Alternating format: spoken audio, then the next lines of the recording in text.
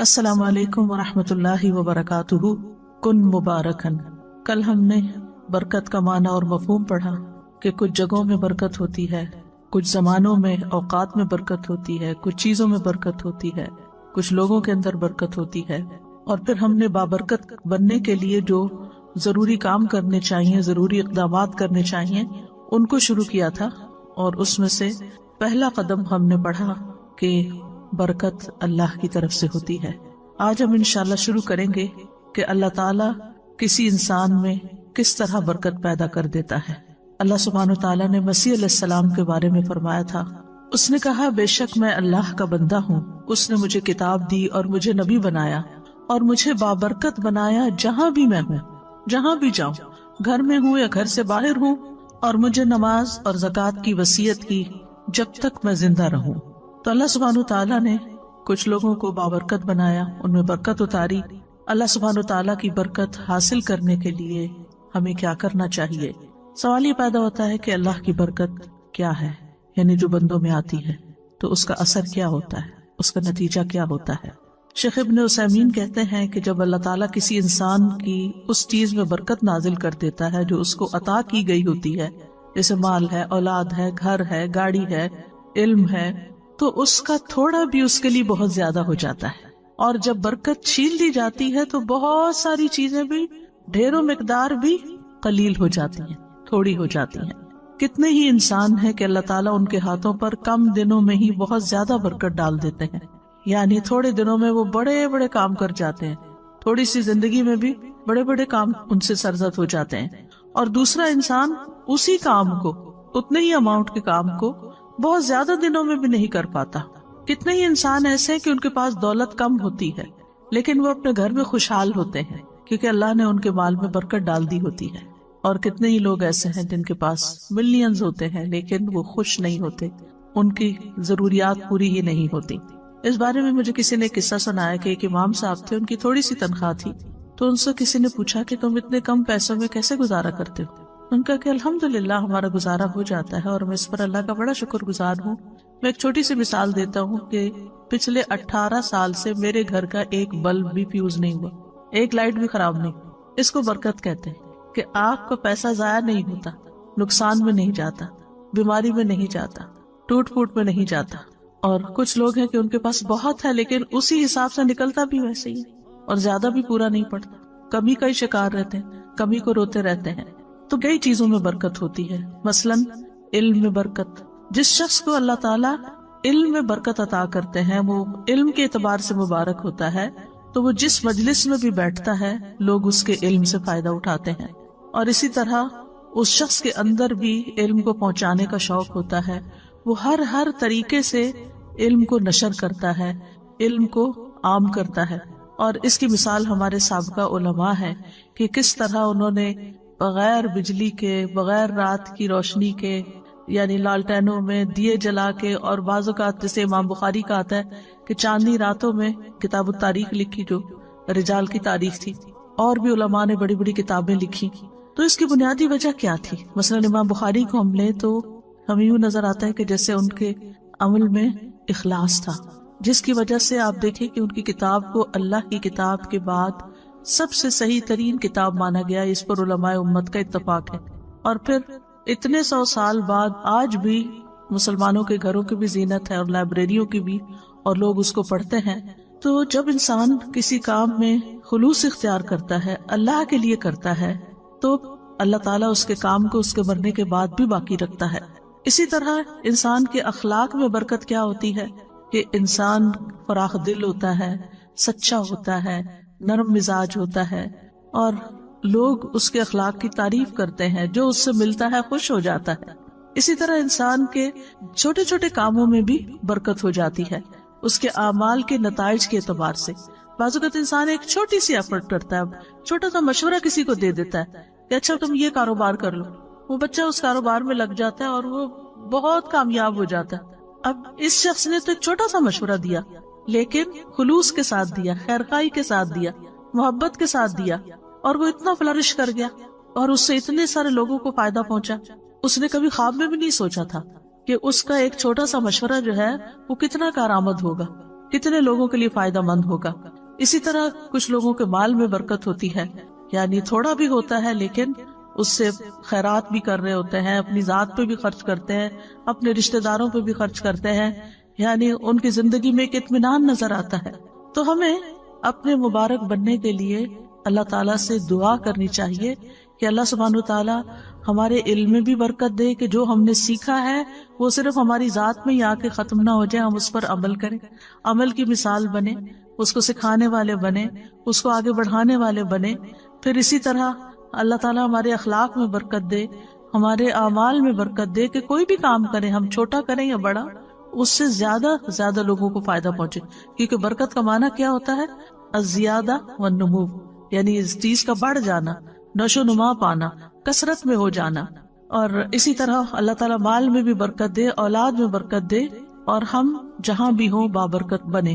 بابرکت بننے کے لیے انسان کو توحید اختیار کرنی چاہیے، یعنی اللہ سبحانہ تعالیٰ سے خالص تعلق رکھنا چاہیے، اور اس کے لیے ہمیں اللہ سبحانہ تعالیٰ کے نام اور ان کی صفات جو ہیں صرف ان کو جاننا ہی نہیں چاہیے، ان کے ساتھ we should live with them، یعنی ہم جب اللہ تعالیٰ کے بارے میں سوچیں، اللہ تعالیٰ کے بارے میں گمان کریں، تو ہم اپنے مختلف کاموں کے ساتھ اللہ کی ان صفات کو یاد کریں۔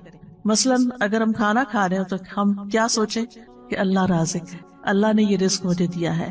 پھر اسی طرح اگر ہمیں کوئی مشکل ہو رہی ہے تو اس کے ناموں کے ساتھ ہم اس کو پکاریں، یا حیو یا قیوم برحمتک استغیث، اللہ کی رحمت کے ساتھ فریاد کریں۔ پھر اسی طرح زندگی کے جو مختلف کام ہیں ان کاموں کے ساتھ ہم اللہ تعالیٰ کی ان صفات کو ریلیٹ کرتے جائیں، تو انشاءاللہ اس طریقے سے آپ کا ایک پرسنل لیول پر اللہ سبحانہ تعالیٰ کے ساتھ ایک تعلق بن جائے گا۔ اس کو ایک چھوٹی سی مثال سے سمجھیں کہ جب آپ دنیا میں کسی انسان سے محبت کرتے ہیں، مثلا اپنے والدین سے، اور ان کی کچھ عادات آپ کے اندر آ جاتی ہیں، تو پھر آپ مینشن کرتے ہیں وہ میری والدہ بھی تھی نا، وہ بھی اسی طرح ہی لوگوں کو کھانا کھلاتی تھی، وہ یوں صدقہ خیرات کرتی تھی، میرے والد تھے نا تو وہ ایسا کرتے تھے۔ یعنی آپ کا ایک کنیکشن ہوتا ہے، جو کام آپ کر رہے ہوتے ہیں نا اس کو کنیکٹ کر لیتے ہیں اپنے پیاروں کے ساتھ، تو ذرا اس سے اور اوپر اٹھ جائیں۔ یعنی جو بھی آپ کام کر رہے ہو تو ساتھ ساتھ اللہ کو یاد کریں۔ ایک تو یہ کہ اللہ سبحانہ تعالیٰ کی ہستی کو یاد کرنا، محسوس کرنا، اور ایک یہ کہ اس کی صفات کے ساتھ، اس کے ناموں کے ساتھ، تو اس طرح آپ کی زندگی میں اور بھی زیادہ برکت ہوگی۔ اور جتنا جتنا آپ اللہ سبحانہ تعالیٰ کے لیے خالص ہوتے جائیں گے، اتنا اتنا آپ کے دل سے دنیا کے غم اور دنیا کی ہرس اور دنیا کی جو کمی کمزوری ہے، وہ آپ کو جو پریشان کرتی ہے، وہ آپ کے دل سے نکلتی چلی جائے گی۔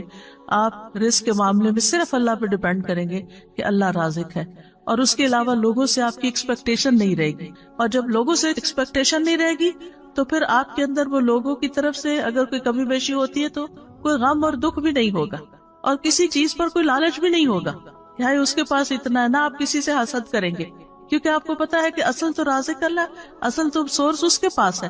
مجھے لوگوں سے کیا لینا دینا کہ میں ان کا دیکھ کے جلوں یا ان کے اوپر حسد کروں یا ان سے ناراض ہوں کہ ان کے پاس اتنا ہے تو مجھے کیوں نہیں دیتے اور میرا خیال کیوں نہیں رکھتے۔ نہیں، مجھے تو دینے والا اللہ ہے، اور جب اللہ پر انسان ڈیپینڈ کرتا ہے تو پھر اس کے دل سے یہ فکر نکل جاتی، اور وہ دیکھتا ہے کہ چڑیوں پرندوں چیونٹیوں تک کو وہ رزق دیتا ہے، پتھر کے کیڑوں کو وہ رزق دیتا ہے، تو کیا وہ مجھے نہیں دے گا؟ اور اسی طرح دیگر صفات میں بھی، یعنی اس سے آپ کے دل سے ہرس اور لالچ بھی نکل جائے گی، اور لوگوں کے ساتھ بدگمانی اور لوگوں کے ساتھ گلے شکوے اور لوگوں کی پھر غیبتیں اور یہ ساری چیزیں بھی آپ کے اندر سے نکل جائیں گی۔ پھر اسی طرح ایک اور چیز ہے بابرکت بننے کے لیے کہ اپنے رب کو راضی رکھیں، اس کی اطاعت کر کے اور اس کی نافرمانی کے کام چھوڑ کر۔ ابن القیم رحمۃ اللہ علیہ کہتے ہیں کہ برکت کا جامع راز یہ ہے کہ جو بابرکت شخص ہوتا ہے وہ وقت کی قیمت کو جانتا ہے، اور وہ یہ ہے کہ ہر لمحے اللہ کی رضا کا کام کرنا، یعنی جو بھی کوئی کام کر رہے ہیں اس کو اس طرح چیک کرتے جائیں کہ اس پر اللہ راضی ہے کہ نہیں، اور یہ اس کے وقت اور اس کی قیمت کا تقاضا ہے۔ یعنی میرے وقت کی قیمت کیا ہے کہ میں اس میں وہ کام کروں، چاہے میں دنیا کا کام کر رہی ہوں، چاہے میں دین کا کام کر رہی ہوں، چاہے میں عبادت کر رہی ہوں، کچھ بھی کر رہی ہوں، اس میں مقصود کسی انسان کی خوشی نہ ہو بلکہ اللہ کی خوشی ہو کہ میرا رب راضی ہو جائے گا۔ اور جب رب راضی ہو جائے گا تو آپ دیکھیں گے کہ بندے بھی آپ سے راضی ہو جائیں گے۔ اللہ تعالیٰ جس بندے سے راضی ہوتا ہے نا، اس کے لیے دنیا میں رضا اتار دیتا ہے، اور پھر بندے بھی اس سے راضی ہو جاتے ہیں۔ لیکن اگر اللہ راضی نہیں ہے تو پھر لوگوں کو آپ کتنا بھی راضی کرنے کی کوشش کریں، اللہ کو بھول کر چھوڑ کر، تو وہ راضی نہیں ہو سکتے.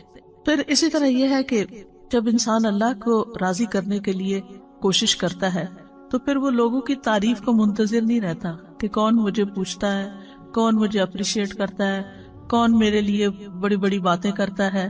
اور پھر انسان کو اس بات کی فکر لگ جاتی ہے کہ اللہ کی نگاہ میں میرا مقام کیا ہے اور میری وہاں بھی قبولیت ہے یا نہیں. اس کو اپنے اعمال میں قبولیت کی فکر ہو جاتی ہے، نہ کہ لوگوں کی تعریف کی، کیونکہ ساری دنیا بھی اگر اس کی تعریف کرنے لگے اور اگر اللہ تعالیٰ اس سے راضی نہیں تو ایسے شخص کی زندگی میں کوئی خوشی نہیں ہو سکتی. پھر اسی طرح جو مبارک انسان ہوتا ہے وہ ہر چیز کو اس نقطہ نظر سے دیکھتا ہے کہ اس کے ذریعے میں اللہ تک کیسے پہنچوں، اس کے ذریعے میں اللہ تک کیسے پہنچوں. مثلاً اگر وہ کسی کی خدمت کرتا ہے تو وہ یہ سوچ کے کرتا ہے، چاہے گھر والوں کے لیے کھانا پکاتے ہیں آپ، ان کے لیے کلیننگ کرتے ہیں، ان کے لیے سارے جو بھی گھر کے کام کاج ہیں ان کے اوپر احسان کرتے ہوئے نہ کریں، یہ سوچ کے کریں کہ اس سے میرا رب راضی ہوتا ہے اور اس سے آپ کی تھکاوٹ بھی ختم ہو جائے گی. یہ میں اپنے رب کی خوشی کے لیے کر رہی ہوں، میں صرف شوہر کی خوشی کے لیے نہیں کر رہی. شوہر تو خود ہی خوش ہو جائے گا اگر میرا رب خوش ہوا، رب راضی ہوگا تو یہ بھی ہو جائے گا. تو میری فکر ہونی چاہیے رب کو راضی کرنے کی. تو چاہے وہ گھر والے ہوں، چاہے وہ کام کاج ہو، چاہے وہ مال ہو، چاہے وہ علم ہو، ذہانت، ہر چیز کو، جیسے ایک بزنس مین ہوتا ہے نا تو وہ ہر چیز میں دیکھتا ہے کہ اس چیز سے کیسے بزنس کیا جا سکتا ہے اور اس چیز سے کہاں سے پروفٹ کمایا جا سکتا ہے. تو جو ایک مومن بندہ ہوتا ہے وہ ہر وقت یہ سوچتا ہے اس چیز سے میں اپنی آخرت کیسے کما سکتا ہوں، اس لمحے اس وقت میں کون سا کام کروں کہ جس سے میرا رب راضی ہو جائے گا. اب مثال کے طور پہ کبھی آپ کے حصے میں ایسا کام ہوتا ہے، مثلاً دعوت کر لیا آپ نے اور گھر میں لوگوں کو بلا لیا اور آپ کے اوپر سارا کام آ گیا، چاہے آپ کیٹرنگ کرا رہے ہیں، چاہے آپ کچھ بھی کر رہے ہیں، لیکن صرف گھر کی سیٹنگ اور لوگوں کو ویلکم کرنا اور پوچھنا، اور چاہے آپ ڈسپوزیبل یوز کر رہے ہیں لیکن پھر بھی آپ تک ٹوٹ جاتے ہیں. اگر یہ سب کچھ اللہ کی رضا کے لیے تھا تو اس کے بعد آپ کو ایسا سرور اور ایسی خوشی نصیب ہوگی.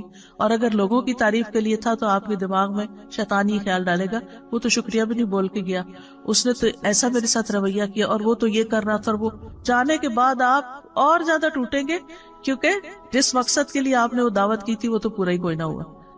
لیکن اگر اللہ کو راضی کرنے کے لیے کہ لوگوں کو کھانا کھلانا ثواب کا کام ہے، لوگوں کو اکٹھا کرنا، ملانا، آپس میں بٹھانا، ان کو ویلکم کرنا، تو آپ دیکھیں گے کہ یہی چیز آپ کے لیے برکتوں کا باعث بن جائے گی اور آپ کے لیے خوشی کا باعث بنے. یعنی گویا دوسرے لفظوں میں قل ان صلاتی و نسکی و محیای و مماتی للہ رب العالمین، یہ بابرکت انسان کا قول ہوتا ہے کہ وہ اللہ کے لیے جیتا اور مرتا ہے اور اپنی ساری ذمہ داریاں صرف اللہ کی رضا کی خاطر پوری کرتا ہے، کہ بحیثیت بیوی کے، بحیثیت بیٹی کے، بحیثیت ماں کے، بحیثیت ایک ہمسائی کے، بحیثیت ایک طالب علم کے، بحیثیت ایک ٹیچر کے، میری رسپانسبلٹیز کیا ہے اور میں ان کو کیوں ادا کروں.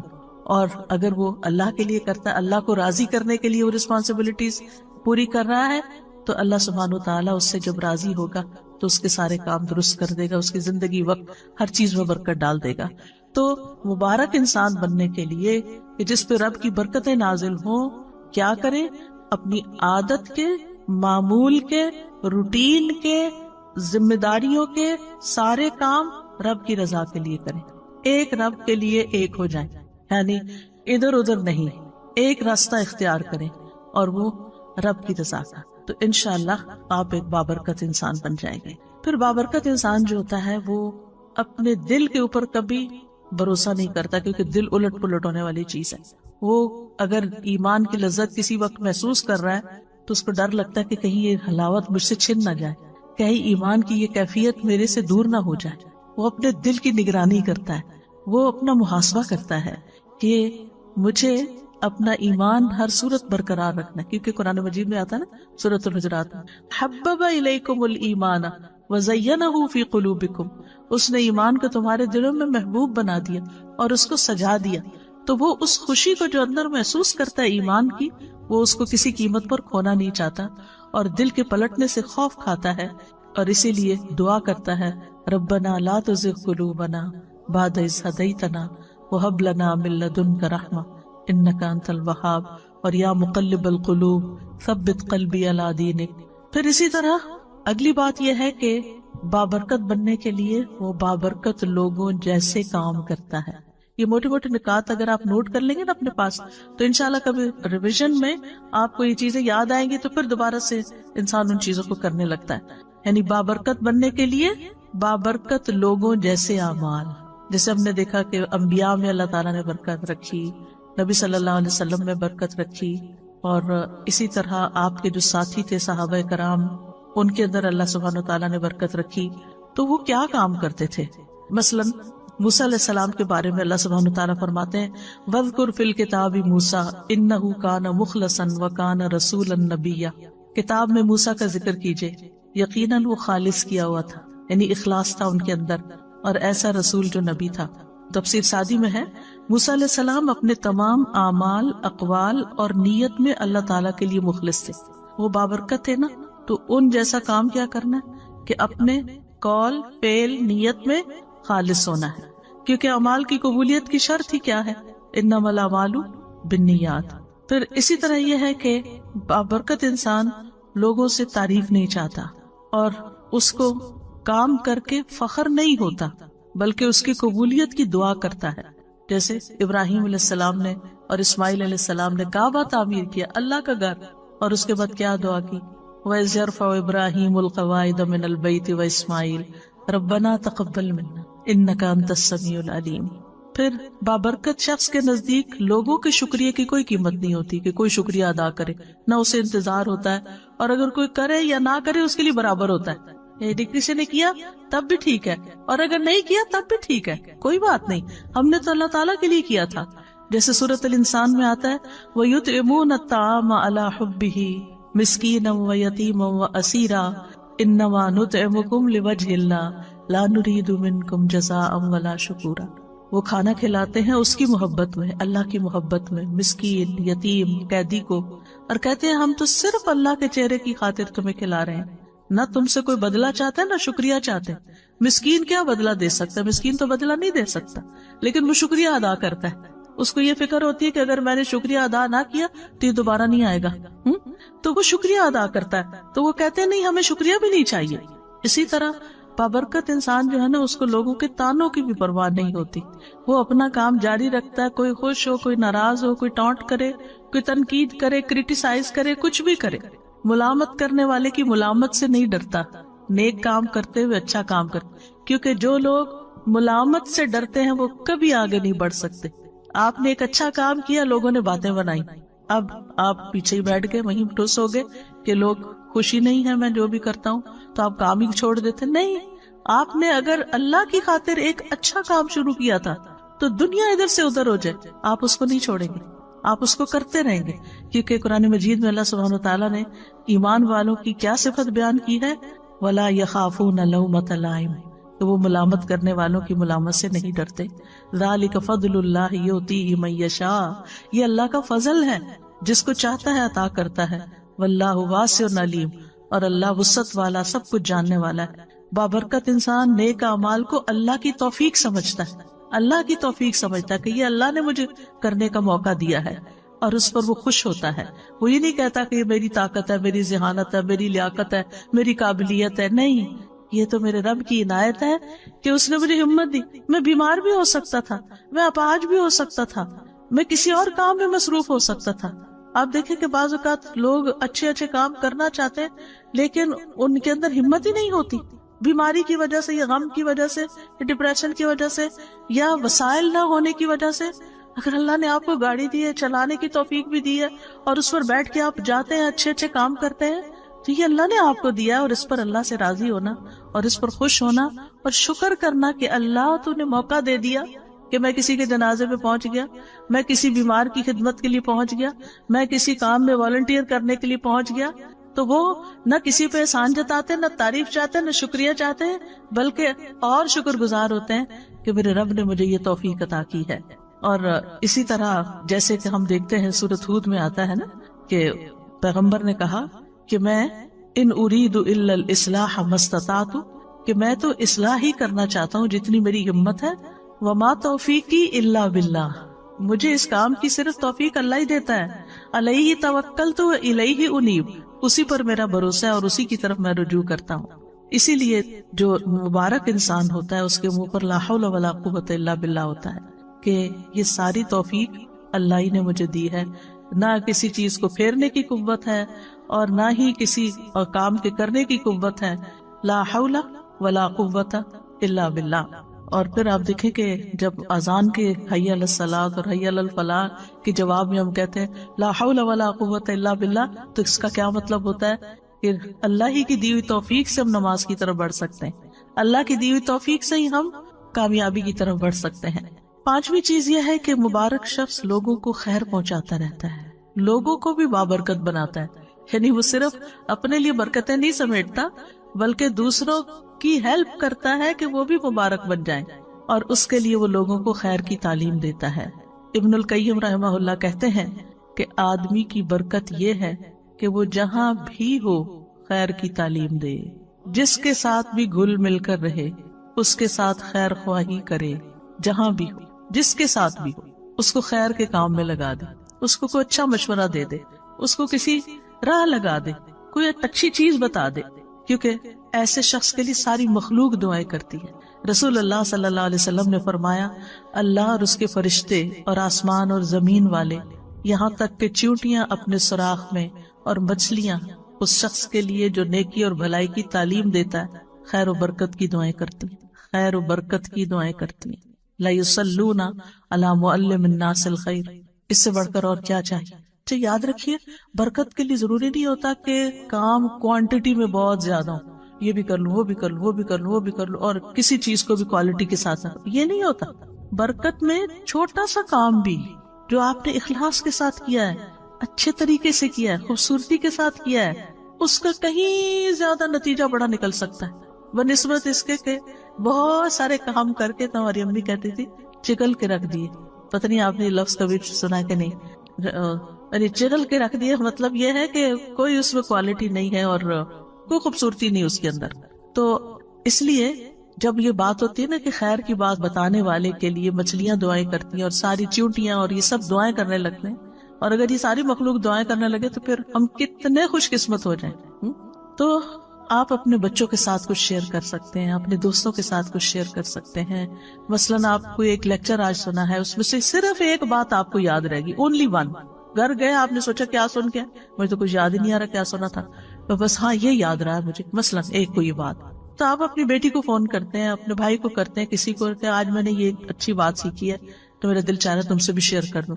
دیکھیں ہم سب کے الحمدللہ بہت سارے رشتے دار ہیں، بہت سارے دوست ہیں، اور ضروری نہیں کہ ایک ہی بندے کے پیچھے روز پڑ جائیں، کبھی کسی کو کبھی کسی کو کبھی کسی کو، اس سے کیا ہوگا کہ کبھی کبھی پھر کسی کو بات سننے کو ملے گی، اور اس کے ساتھ اگر الحمدللہ اگر روز بھی موقع اپنے بچوں کو بٹھا کے سکھانے کا ملتا ہے تو انشاءاللہ گھر میں بھی برکت ہوگی، کیونکہ علم کی مجلس جو ہے گھر کے اندر بھی، تو وہ ایز اے فیملی بھی اگر آپ بیٹھ کے چاہے میاں بھی بیٹھ کے دو لوگ پڑھ رہے ہیں کوئی چیز تو وہاں بھی برکت نازل ہوتی ہے۔ ابن قیم کہتے ہیں کہ فائدہ پہنچانے والا شخص ہی بابرکت ہوتا ہے، جو چیز سب سے زیادہ فائدہ پہنچاتی ہے وہ سب سے زیادہ بابرکت ہوتی ہے، اور لوگوں میں سے بابرکت انسان وہ ہے جو جہاں بھی جاتا ہے اس سے فائدہ اٹھایا جاتا ہے۔ سبحان اللہ، ہم نے اس بات کو شیطانی اثر میں کتنا غلط رنگ دیا ہوا ہے کہ لوگ مجھے یوز کرتے ہیں، سبحان اللہ، یعنی کہ میں لوگوں کو یوز نہیں کرنے دوں گی، اللہ کی خاطر یوز ہو جائے تو اس سے بڑی خوش قسمتی کیا ہے، کر لیں یوز آپ کو، آپ اپنی خوش قسمتی سمجھیں کہ آپ کسی کام کے ہیں، آپ فائدہ پہنچا سکتے ہیں، آپ کی جگہ کوئی اور نہیں ہے، وہ آپ ہیں کہ جس سے لوگ فائدہ اٹھاتے ہیں۔ اس پر اللہ کا شکر ادا کریں اور خوش ہو جائیں، اور سمجھتے ہوئے، بعض اوقات یہ ہوتا ہے نا لوگ اس میں انڈر لائن مسکرا بھی رہے ہوتے ہیں کہ اچھا اس سے بے وقوف بناؤ اس کو، اور آپ کو سمجھ آ رہی ہوتی ہے کہ یہ آپ کو بے وقوف سمجھ رہے ہیں، تو کوئی بات نہیں، جو مرضی سمجھے۔ وہ کل میں نے کہا تھا نا کہ اخلاق کے 10 درجوں میں سے 9 جو ہے وہ تغافل سے تعلق رکھتے ہیں، اگنور کرنا، سنی انسنی کر دینا، دل پہ نہ لینا، معاف کر دینا، جانے دینا، جواب نہ دینا۔ دیکھ گھر میں لڑائی فساد کیوں ہوتا ہے؟ کسی نے ایک چھوٹی سی بات کی، ہم نے اس سے 2 سنائی، وہ لڑائی شروع ہو گئی۔ اگر کسی نے 1 سنائی ہے، چاہے آپ کو کتنی بھی کڑوی لگی ہے، آپ جواب نہیں دیتے تو لڑائی تو نہیں بڑھے گی، فساد تو نہیں ہوگا۔ تو اگر دوسرا شخص غلط کر رہا ہے تو آپ بھی اچھا نہیں کر رہے، اس نے آگ لگائی، آپ نے تیل ڈالا، اور اگر آپ نے تیل ڈالا تو نتیجہ کیا نکلا؟ بہت بڑا الاؤ بھڑک اٹھا۔ لیکن جو شخص سن کے چپ کر جاتا ہے، ادھر سے ادھر نکل جاتا ہے، اگنور کر دیتا ہے، تغافل کر دیتا ہے، جیسے اس کو پتہ ہی نہیں چلا، بے وقوف ہے وہ، تو کیا فرق پڑتا ہے؟ آپ ہیں تو نہیں نا، آپ کو تو اپنا خود پتا ہے کہ آپ نہیں ہیں، لیکن اگر دوسرے کی ناسمجھی ہے تو وہ اس کی ناسمجھی ہے۔ بعض اوقات لگتا ہے کہ لوگ پھر میرے اوپر چڑھائی نہ کر دیں یا مجھے یہ نہ سمجھیں کہ مجھے کوئی جواب نہیں دینا آتا، تو ہم تابڑ توڑ جواب دیے چلے جاتے ہیں اور بحث کہیں ختم ہی نہیں ہوتی، اور اس میں بعض اوقات پھر ناراضگیاں بھی ہو جاتی ہیں، غصہ بھی ہو جاتا ہے، بد اخلاقی بھی ہو جاتی ہے۔ تو ہم مبارک تو نہ رہے، ہم کہیں گئے اس گھر میں لڑ جھگڑ کے نکل آئے، ہم کوئی مبارک انسان ہے؟ کسی کو خوشی دے کر آئے یا کسی کو تکلیف دے کے آئے؟ لیکن بات کہاں سے شروع ہوتی ہے؟ کسی کی چھوٹی سی بات سے۔ اور بعض اوقات کوئی بیمار ہوتا ہے، کوئی بوڑھا ہوتا ہے، کوئی بچہ ہوتا ہے، کوئی ناسمجھ ہوتا ہے، کوئی بے وقوف ہوتا ہے، وہ تو اپنی بے وقوفی میں کوئی بات کر رہا ہوتا ہے اور آپ اس سے بڑے بے وقوف بن گئے، آپ نے اس کو سچ سمجھ لیا اور اپنے اوپر لے لیا اور اپنا اتنا بڑا ریاکشن ظاہر کیا اور کیے کرائے پہ پانی پھیر دیا۔ کیونکہ ہماری لڑائیاں انہی لوگوں سے ہوتی ہیں جن کے لیے ہم بہت کچھ کر رہے ہوتے ہیں، جن کے لیے ہم بہت زیادہ کر رہے ہوتے ہیں نا، پھر ہماری کیا توقع ہوتی ہے کہ یہ ہمیں ریٹرن کرے، یہ ہماری عزت تو کرے کم از کم، یہ ہمارا شکریہ تو کرے، اور جب وہ نہیں کرتے اس کی بجائے کوئی بات سنا دیتے، پھر تو آپ توبہ ہی کریں کہ نتیجہ کیا نکلے گا۔ پھر اسی طرح بابرکت انسان کی خوبی کیا ہے کہ وہ دوسروں کو بھی نیک کاموں کی ترغیب دیتا ہے، شوق دلاتا ہے، جیسے اللہ سبحانہ وتعالیٰ فرماتے ہیں قرآن مجید میں، یا ایھا النبی حرض المؤمنین علی القتال، اے نبی مومنوں کو قتال پر ابھاریے، یعنی موٹیویٹ دیم۔ تو یہ نبی صلی اللہ علیہ وسلم کے زمانے میں تھا، اور آپ بھی اور صحابہ بھی یعنی کہ لوگوں کو ترغیب دیتے تھے اچھے کاموں کی۔ لیکن اس کے برعکس مشرکین کے بارے میں قرآن کیا فرماتا ہے؟ کلا بل لا تکرمون الیتیم ولا تحاضون علی طعام المسکین، ہرگز ایسا نہیں، بلکہ تم یتیم کی عزت نہیں کرتے اور نہ تم آپس میں مسکین کو کھانا کھلانے کی ترغیب دیتے، ایک دوسرے کو کہتے نہیں ہو۔ تو اس کا کیا مطلب ہے کہ ایک وہ ہے کہ جو نیکی کی ترغیب دیتا ہے اور ایک وہ جو نہیں دیتا۔ تو قرآن نے کنڈیم کیا ہے ان لوگوں کو جو نیک کاموں کی ترغیب نہیں دیتے۔ سورۃ ماؤن میں کیا آتا ہے؟ ولا یحض علی طعام المسکین، اللہ تعالیٰ اس کو کنڈیم کر رہا ہے، کیا کہ وہ مسکین کو کھانا کھلانے کی ترغیب نہیں دیتا، دوسروں کو نہیں کہتا۔ پھر اسی طرح یہ ہے کہ بعض اوقات ہمارے اپنی وسعت میں کوئی کام کرنا نہیں ہوتا، لیکن ہم دوسرے کو بتا سکتے ہیں کہ دیکھو وہ فلاں جگہ یہ اس کام کی ضرورت ہے، میرے پاس گاڑی نہیں، تم جا سکتی ہو، تم جا کے کر لو۔ تو آپ نے صرف بتایا۔ تو الدال علی الخیر کفاعلہ، کسی کو نیکی کے کام کا رستہ دکھانے والا ایسا جیسے اس نے خود کر لیا، اس کی اپنی جینوئن ریزن تھی، کسی وجہ سے نہیں گیا، لیکن اس نے کسی کو فون کر دیا۔ نبی صلی اللہ علیہ وسلم کے پاس کبھی کوئی کچھ لینے کے لیے آتا، مانگنے کے لیے، تو آپ فرماتے کہ اس کی سفارش کرو تاکہ تمہیں بھی اجر مل جائے۔ سبحان اللہ، یہ ہے برکت نا، مبارک انسان کہ وہ سارا ثواب خود ہی نہیں لوٹ رہا، وہ کسی اور کو بھی ساتھ شامل کرتا ہے کہ اچھا میں نے تو دینا ہی ہے، جو اللہ چاہے گا اپنے نبی کے ہاتھ سے دلوائے گا، لیکن تم اشفعوا تؤجروا، اس کی شفاعت کرو، سفارش کرو، اجر پاؤ۔ صرف سفارش کر کے تم اجر پا سکتے ہو، اور ہم ہو تو الٹا منع ہی کرتے، اس کو نہ دیکھنا، یہ روز مانگنے آ جاتا ہے۔ لیکن یہ کہ نبی صلی اللہ علیہ وسلم تو دینے والوں میں سے تھے۔ اسی طرح نیک کاموں کی طرف دوسروں کی رہنمائی کر دے۔ ایک شخص نبی صلی اللہ علیہ وسلم کے پاس سواری مانگنے آیا، تو آپ کے پاس سے اسے کوئی سواری نہ ملی جو اسے منزل تک پہنچاتی۔ آپ نے اسے ایک دوسرے شخص کے پاس بھیج دیا، تو اس نے سواری دے دی۔ اس نے آ کے آپ کو بتایا کہ آپ نے مجھے جو بتایا تھا تو میرا کام ہو گیا۔ کئی دفعہ ایسے ہوتا ہے نا کہ لوگ واپس تھینک یو کا میسج کرتے ہیں کہ آپ نے وہ بتایا تھا وہ ہو گیا، تو آپ کو کتنی خوشی ہوتی ہے اس وقت۔ تو آپ صلی اللہ علیہ وسلم نے اس وقت فرمایا، بھلائی کی طرف رہنمائی کرنے والا ثواب میں بھلائی کرنے والے کی ہی طرح ہے۔ سواری اس نے دی، ثواب ان کو بھی ملا کیونکہ انہوں نے رستہ دکھایا تھا، وہاں چلے جاؤ۔ یعنی کبھی آپ صدقہ نہیں کر سکتے، آپ کے پاس نہیں ہوتا، آپ افورڈ نہیں کر سکتے، یا اس وقت آپ کے پاس نہیں ہوتا، تو آپ کسی کو کہہ دیتے کہ دیکھو یہاں صدقہ کر دو۔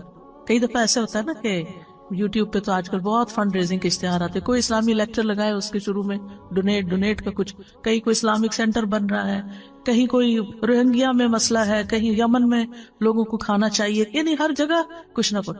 تو کوشش کیا کرے کہ ہر جگہ کچھ نہ کچھ ڈال دیں، کہیں کوئی مسجد بن رہی ہے، کہیں کچھ بھی، وہ نہیں آپ کو جانتے، لیکن آپ اپنا حصہ ڈال دیا کریں۔ اچھا اب میرے جیسے جو کریڈٹ کارڈ نہیں ہے کسی کے پاس، تو آپ کسی کو لنک بھیج سکتے ہیں کہ دیکھو یہ میرا خیال ہے بہت اچھا موقع ہے نیکی کرنے کا۔ اپنے بچوں کو کہیں جو کماتے ہیں، ان کو کہیں کہ بیٹا یہ اس میں ڈال دو، ان کو ایڈریس بھیج دیں، کچھ کریں تاکہ اور لوگ بھی اس کام میں شریک ہو جائیں۔ اب وہ جو بھی کریں گے، چاہے ایک اینٹ وہاں رکھیں گے، وہ آپ کا بھی ثواب اس اینٹ کا مل جائے گا ساتھ۔ تو ایک دوسرے کو نیکی کے کاموں کی جگہ بتانا جو ہے یہ بھی ایک بہت بڑی نیکی ہے. اور خاص طور پر جب اللہ سبحانہ وتعالیٰ نے آپ کو مال عطا کیا ہو تو اس مال کے اثرات آپ کے اپنے اوپر بھی نظر آنے چاہیے، آپ کے لباس میں، کپڑوں میں، رہن سہن میں. اور اس کے علاوہ دائیں بائیں خرچ بھی کریں، رشتہ داروں کو بھی دیں، غریبوں مسکینوں کو بھی دیں، دوست احباب کو بھی دیں. علم ہے تو وہ اسی طرح آپ کے اپنے اوپر عمل نظر آنا چاہیے، اور اس کے علاوہ دائیں بائیں لوگوں کو سکھائیں بھی. اسی طرح اگر کوئی اللہ نے منصب آپ کو دیا ہے، کہیں آپ کی کوئی بات سنی جاتی ہے اور کچھ لوگ آپ سے سفارش کرانے آتے ہیں تو اس کو یہ نہ کہہ کہ یہ تو روز کا ہی کام بن گیا ہے.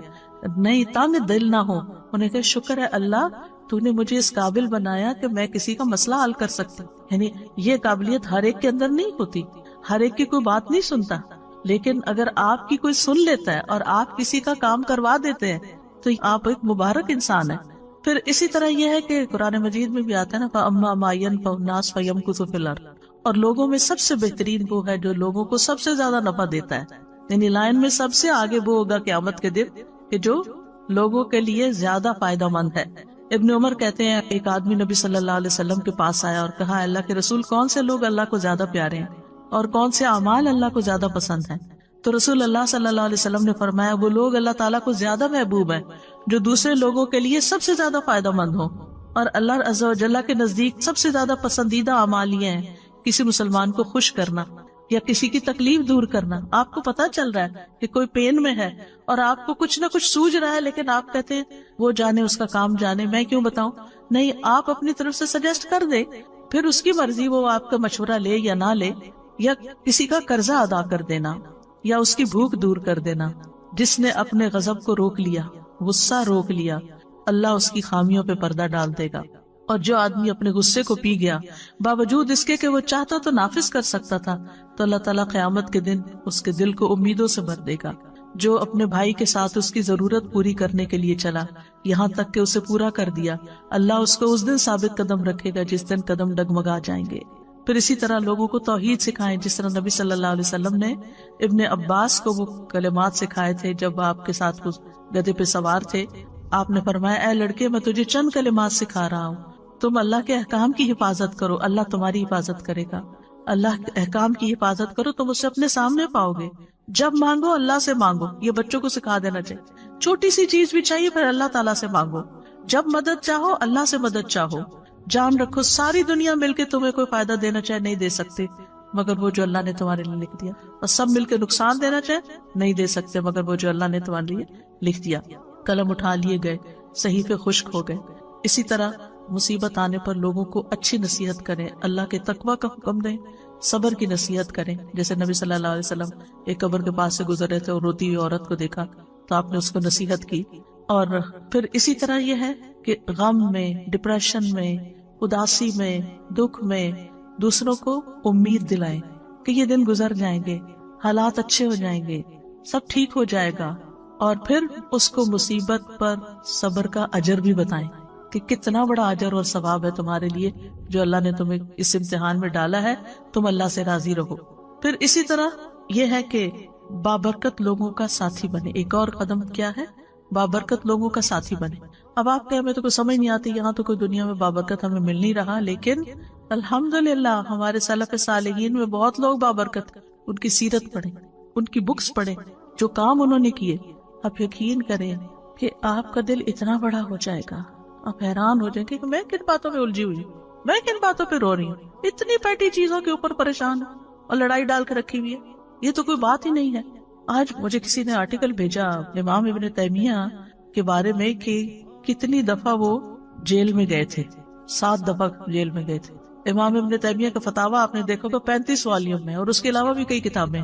اتنا علمی کام کیا اور لوگ ان کے پیچھے پڑے رہتے. یعنی جو لوگ بڑے کام کرتے ہیں ان کے حاسد بھی بہت ہوتے، تو ہر تھوڑے دن کے بعد جا کے حاکم کے پاس شکایت کر کے ان کو جیل بھجوا دیتے تھے، اور جب وہ وہاں جاتے وہاں وہ اور کتابیں لکھ لیتے تھے. اور آپ کو معلوم ہے لاسٹ ٹائم جو وہ جیل میں گئے تھے کتنی دفعہ قرآن پڑھا تھا؟ 80 بار قرآن پڑھا تھا. ہم نے ساری زندگی میں 80 بار نہ پڑھا ہوگا. اس طرح وقت کو استعمال کیا.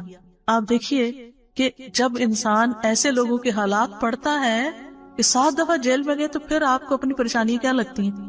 بہت چھوٹی لگتی ہے نا. یعنی انسان کے اوپر کبھی کبھی ایسا ہوتا ہے نا کہ حالات تنگ ہونے لگتے ہیں، کوئی ادھر کی پریشانی ادھر کی ٹو مچ. اس وقت کیا کرنا چاہیے؟ ایسی کتابیں پڑھنی چاہیے جس سے پتہ چلے کہ آپ سے پہلے جو بابرکت لوگ تھے، کیونکہ بابرکت اس لیے کہتے ہیں کہ ان سے خیر بہت پھیلی، لوگوں کو فائدہ بہت پہنچا، اس لیے بابرکت کہتے ہیں. تو ان کی زندگیوں میں کتنی پریشانیاں آئیں اور انہوں نے کس طرح ان کو جیلا، اور انہوں نے ان کو کچھ نہیں سمجھا اور وہ آگے نکل گئے. تو ایسے لوگوں کے حالات زندگی پڑھیں اور ان کے ساتھ رہیں، ایسی کمپنی اختیار کریں، ان کی سیرت اپنائیں، ان سے دلی تعلق رکھیں، ان سے محبت کریں، کیونکہ ایسے لوگوں کی محبت جو ہوتی ہے وہ بھی خوشی دیتی ہے. کیونکہ نیک لوگوں سے محبت عرش کے سائے تلے جگہ دے گی، نور کے ممبروں پہ ہوں گے ایسے لوگ، ایمان کے کامل ہونے کی دلیل ہے. اور حدیث قدسی میں آتا ہے جو لوگ میری رضا کی خاطر آپس میں محبت کرتے ہیں ان کے لیے میری محبت واجب ہو جاتی ہے. وجبت محبتی للمتحابین فیہ، جو اللہ کی خاطر محبت کرتے ہیں. اچھا ایک ہوتا ہے نا جس سے ہم انس رکھتے ہیں، اس سے محبت کرتے ہیں اور اس کو ہم اوپر ٹیگ لگا دیتے ہیں اللہ کی خاطر محبت ہے. اس کے برعکس ایک اور انسان ہے، وہ تھوڑا اجنبی ہم سے لیکن ہے نیک، تو ہمیں اس سے بھی محبت کرنی چاہیے. یعنی صرف اس سے محبت نہ کریں جو آپ سے کرتا ہے، آپ یہ دیکھیں کہ جس سے میں محبت کری اس کے اندر کتنی خوبی. اب مثلا جو لوگ فوت ہو چکے ہیں ہمارے آباء و اجداد میں سے، پریڈیسیسر سلف صالحین، وہ تو ہمیں نہیں جانتے. کیا ابو بکر آپ کو جانتے ہیں؟ بلال رضی اللہ عنہ آپ کو جانتے ہیں؟ نہیں. لیکن ہم ان سے محبت کرتے ہیں اللہ کی خاطر. تو جو اللہ کی خاطر کسی سے محبت کرتا ہے بغیر بدلے چاہنے کے کہ مجھے اس سے کچھ ملے، کسی مطلب مقصد لالچ میں نہیں محبت کرتا، بلکہ صرف اللہ کی رضا کے لیے، اس کی نیکی کی وجہ سے، اس کے اچھے اخلاق کی وجہ سے.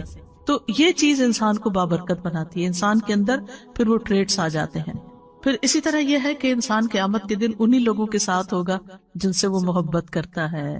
تو دنیا میں بھی نیک لوگوں کی صحبت کا فائدہ ہے اور آخرت میں بھی. امام مالک سے کسی نے پوچھا مجھے ایسا عمل بتائیے جو مجھے جنت میں داخل کر دے، تو انہوں نے کہا صالحین کی محبت کو اپنے اوپر لازم کر لو.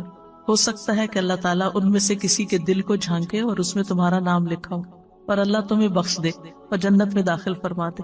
یعنی صالحین کی محبت دنیا میں بھی انسان کو نیکی کی طرف لاتی ہے اور آخرت میں بھی انسان کو کامیابی کی طرف لائے گی. پھر ساتویں چیز یہ ہے کہ گڑ گڑا کے دعائیں کرنا کہ اللہ برکتیں دے، اللہ کے سامنے عاجزی اختیار کرنا، گریہ وزاری کرنا، جیسے نبی صلی اللہ علیہ وسلم نے غزوہ بدر کے موقع پر کی تھی.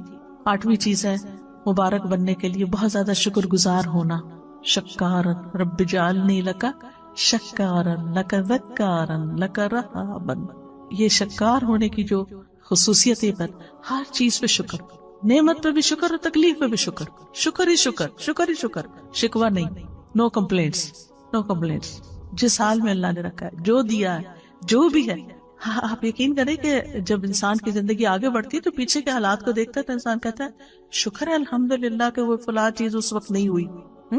اس وقت تو بہت برا لگتا ہے لیکن بعد میں انسان کو سمجھ آتی ہے کہ تو اچھا ہوا تھا. لیکن عقل مند کون ہے اور فائدہ مند کون ہے؟ جس نے اس وقت جب اس کو تکلیف پہنچی تھی شکر کر لیا تھا کہ اللہ اس میں بھی کوئی خیر ہوگی.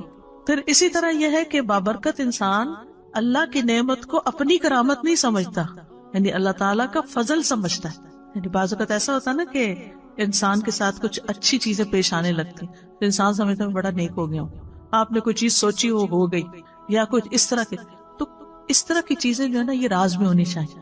کہ آپ کو کوئی ایسا خواب آ جاتا ہے، لوگ بہت انسسٹ کرتے ہیں نا کوئی خواب سنائے اچھا سا، یا کبھی آپ کو پوچھتے ہیں آپ کو کبھی فلاں نظر آیا، یہ ہوا. اگر کوئی بھی اللہ نے آپ کو چیز دکھائی ہوئی ہے تو ان چیزوں کو راز میں رکھیں، راز آپ کے اور اللہ سبحانہ تعالیٰ کے بیچ میں ہو. کیونکہ یہ جو کرامتوں کا اظہار کرنا ہوتا ہے نا، میرے ساتھ یہ بھی ہوا اور یہ بھی ہوا اور یہ بھی، یہ انڈائریکٹلی اپنے آپ کو بڑا ثابت کرنا ہوتا ہے کہ میں اللہ کا بڑا پیارا ہوں، میری قدر کرو. تو اس سے بھی بچنا چاہیے. یعنی اللہ نے اگر آپ کے اوپر کوئی فضل کیا ہے، کوئی انعام کیا ہے تو اس پر شکر ادا کریں، نہ کہ اس کو اپنی کرامت سمجھے. پھر اسی طرح یہ ہے کہ برکت کو بڑھانے کے اسباب کیا ہے، یعنی برکتیں کیسے بڑھیں. خلاصہ کر دیتی ہوں. سب سے پہلی چیز ہے ایمان اور تقوی.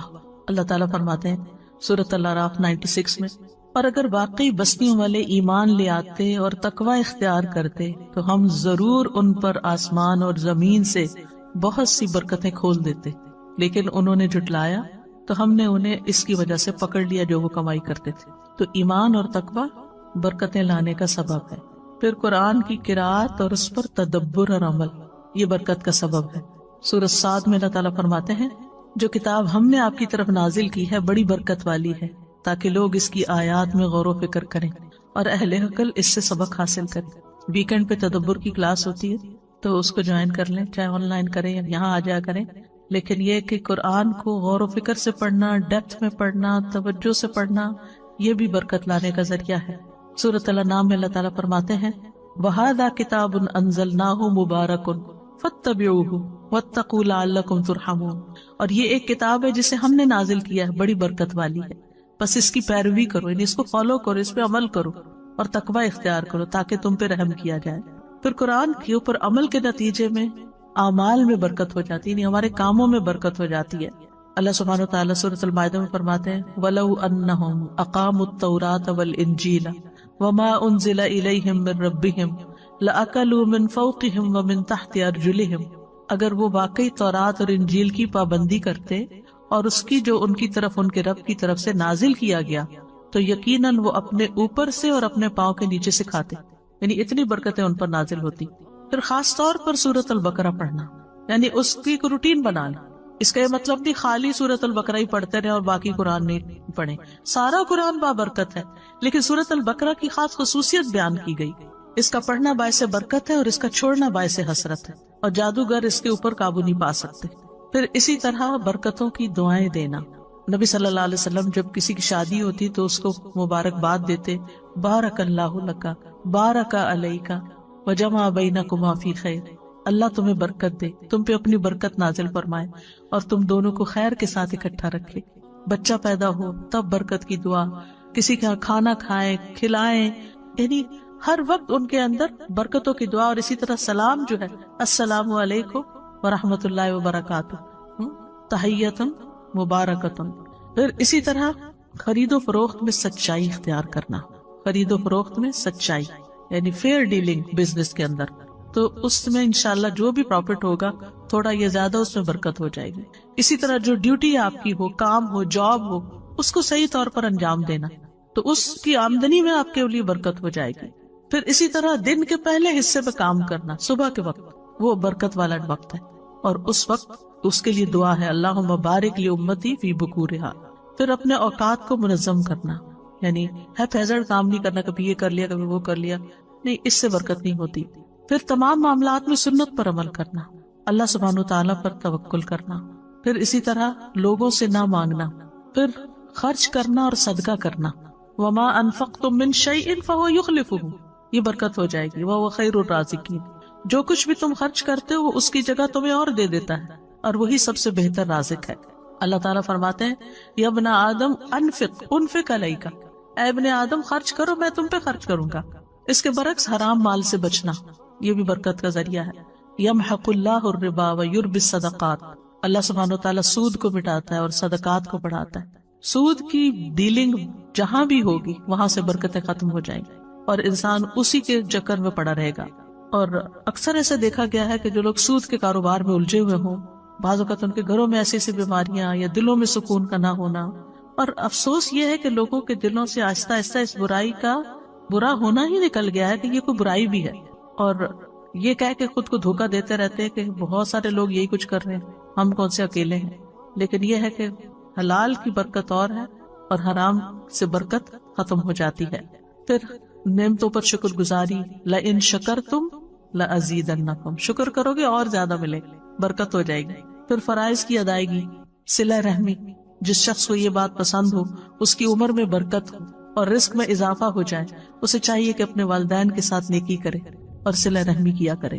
پھر استغفار پر ہمیشگی، وَقُلْتُ اسْتَغْفِرُوا رَبَّكُمْ إِنَّهُ كَانَ غَفَّارًا يُرْسِلِ السَّمَاءَ عَلَيْكُمْ مِدْرَارًا، برکتیں ہوگی، آسمان سے نازل ہوگی، بارشیں ہوں گی استغفار کی کثرت سے، اللہ کا ذکر.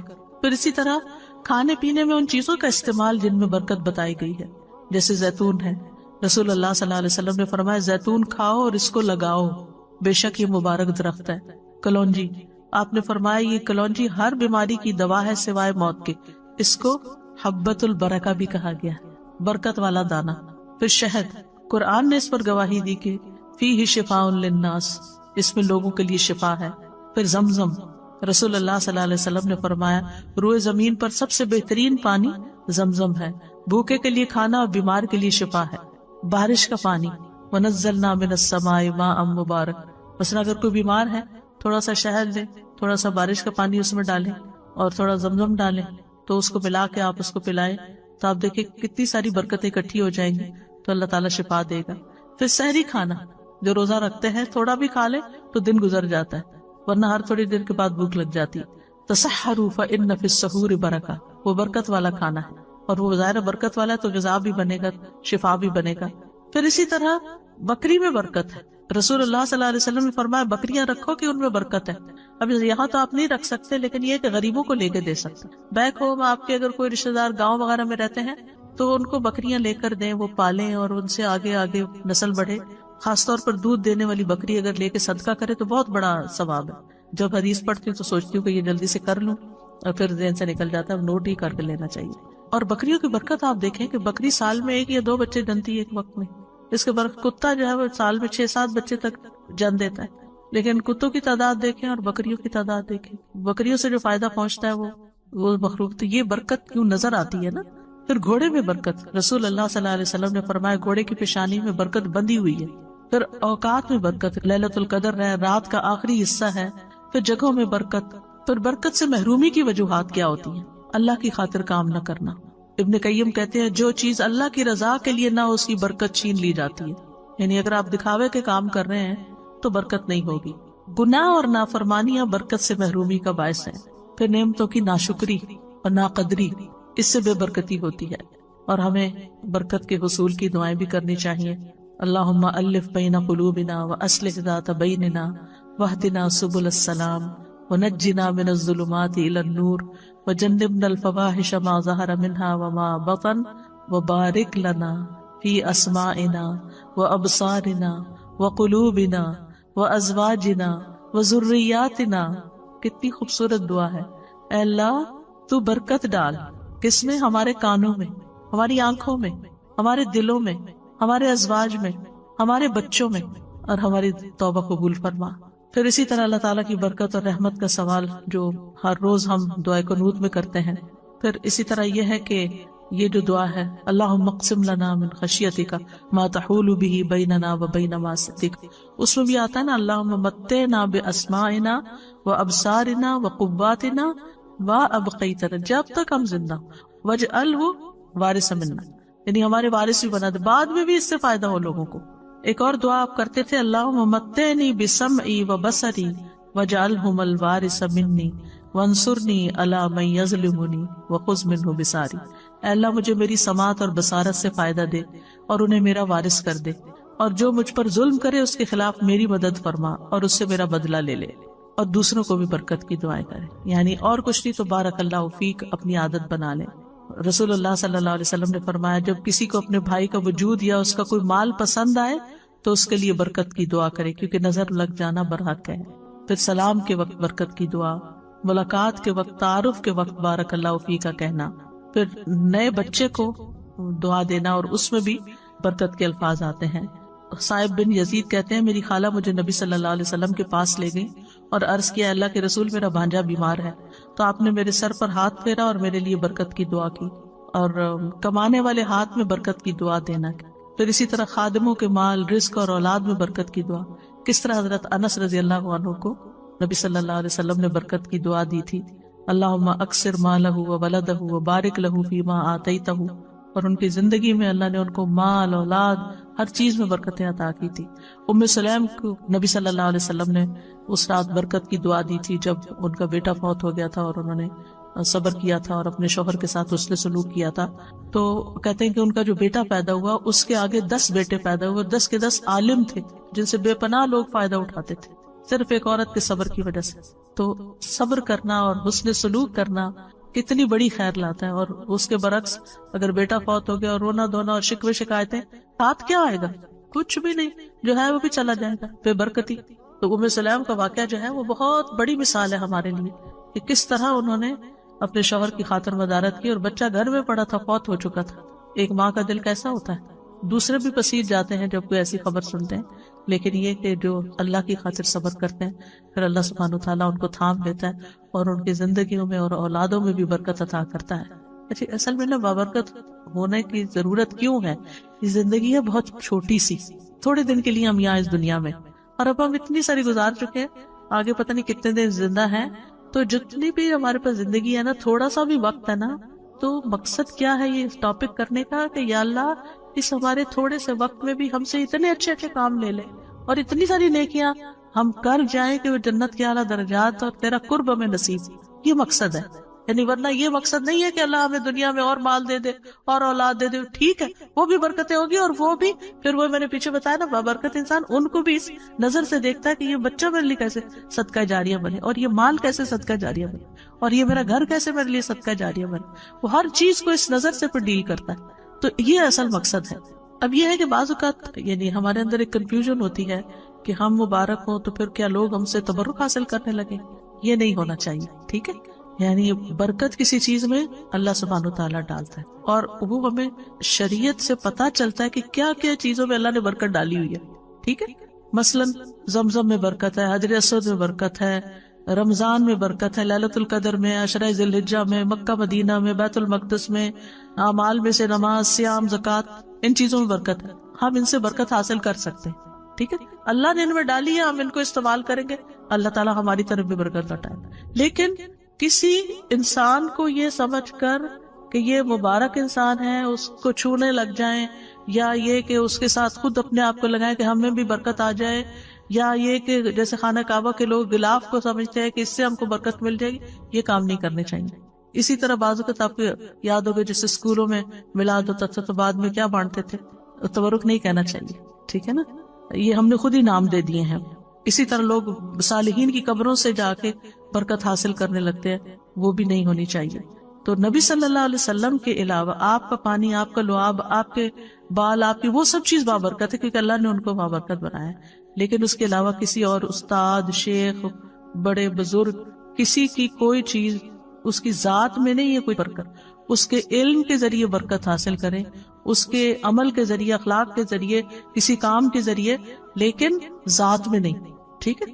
ذات میں جن چیزوں کی برکت ہے وہ ہمیں نص سے پتہ چلتا ہے۔ اب سوال یہ پیدا ہوتا ہے کہ کسی شخص کو یہ کہہ سکتے ہیں کہ یہ مبارک شخص ہے، یہ مبارک انسان ہے؟ تو ہر مسلمان مبارک ہے، اسلام کی وجہ سے، ایمان کی وجہ سے، یاد رکھیں، ٹھیک ہے؟ اور جتنا جتنا کسی کے اندر تقویٰ ہوتا ہے، لوگوں کو فائدہ پہنچاتا ہے، اسی حساب سے اس میں برکت ہوتی ہے۔ نبی صلی اللہ علیہ وسلم نے فرمایا بے شک درختوں میں ایک درخت ایسا ہے یقیناً اس کی برکت مسلمان کی برکت جیسی ہے، ٹھیک ہے؟ کیا یہ کہہ سکتے ہیں کسی کو کہ تم ہمارے لیے بہت بابرکت ہو؟ اس میں یہ ہے کہ ہم یہ کہہ سکتے ہیں کہ الحمدللہ آپ کے آنے سے برکت ہو گئی، یعنی یہ نہیں کہ آپ کی ذات کی برکت کوئی الٹ گئی یہاں، یعنی اس کا جو آثار ہیں، جو نتائج ہیں کہ ایک اچھی محفل ہو گئی، ہم نے کچھ سیکھا، کوئی ہم نے خیر کے رستے اختیار کیے، تو یہ چیز برکت ہے، نہ کہ اس کی ذات کے اندر کہ وہ آپ کے سر پہ ہاتھ پھیر دے تو آپ کو برکت مل جائے گی، یا کوئی آپ کو اپنا کپڑا دے دے تو اس میں برکت ہوگی، یہ نہیں ہوگا، ٹھیک؟ ہم یہ کہہ سکتے کہ یہ ہمارے لیے بہت بابرکت ثابت ہوئی ہے، پہلے سے ہم کسی کو پیشن گوئی نہیں کر سکتے، ہم یہ کہہ سکتے ہیں الحمدللہ یہ ہمارے لیے بہت بابرکت ثابت ہوئی ہے کہ یہاں آ کے ہمیں اللہ کا دین ملا ہے، ہمیں نیکی کی توفیق ہوئی ہے، خیر کے کام ہوئے ہیں۔ تو وہ جو نتائج ہوتے ہیں نا، یعنی برکت کہاں سے ظاہر ہوتی ہے؟ کسی چیز کے نتائج سے، ٹھیک ہے؟